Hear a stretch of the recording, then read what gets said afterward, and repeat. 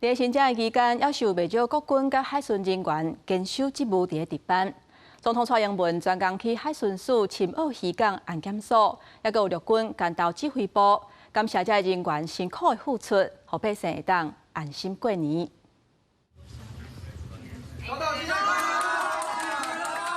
来到安检所受到热烈的欢迎。正月初二，总统蔡英文特别到海巡署的深澳渔港安检所为便留守的人员，除了听干部也关心海巡兄弟的困务，也个唱片检海域的紧急救援情形，而且也个发加菜金加福袋，感谢因春节留守的辛苦。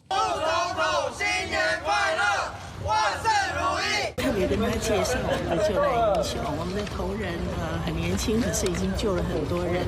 那自己本身都有潜水的执照，所以保护人民的安全做得很好。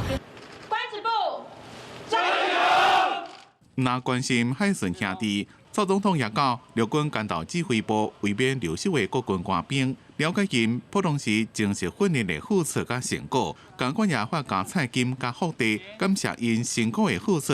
和个人会让安心过年。弟兄姐妹在战训本务上都有很好的表现。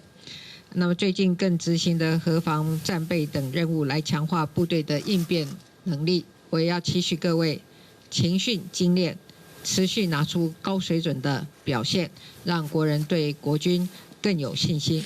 除了会面海巡甲国军，蔡总统也到乡会正旺的北投干道宫参香发福袋，这个初二行程是百家满满。记者综合报道。